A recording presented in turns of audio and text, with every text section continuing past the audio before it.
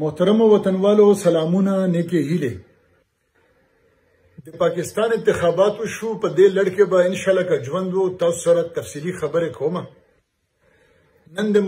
دې مختصر یو جاج اخلم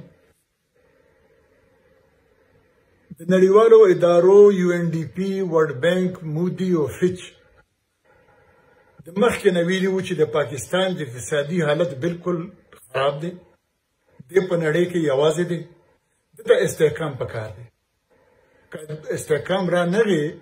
نو دا به ډیر بدو حالاتو ته مخ شي د پاکستان انتخاباتو پکار دی چې استحکام دله راوستی وي خو داسې ونه شوه د پاکستان جرنیلان خپل عادت نه پرېږدي او د دوی خوښه دا وي چې همیشه یو ځوړند پارلمان جوړ شي او د دوی اختیار زیات شي ځوړند پارلمان جوړ شو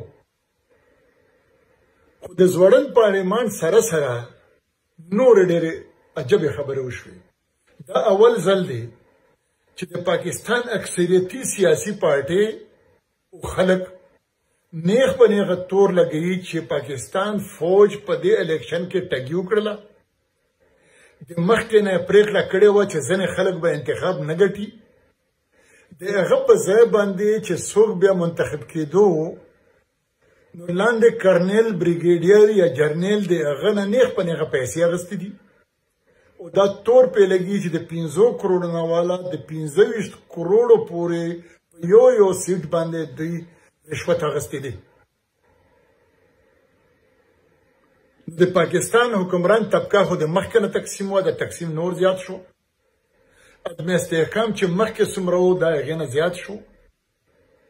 د پاکستان د حکمران طبقې مانیټر فوجي ته چې نن کومې ګوته نیولې کېږي داسې مخکې چرته هم نه وې نیولې شوې نن په جلسه کې په چوک کې په اسمبلې کې په هر ځای کې ورته ویل کېږي چې تا پیسې خوړلې دي نو پاکستان په اقتصادي توګه او نړیواله ملګرتیا کې هم مخکې نه یوازې دی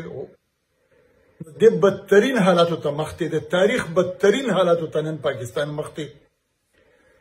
خدای دې وکړي چې لر او بر افغان په دې حالاتو پوه شي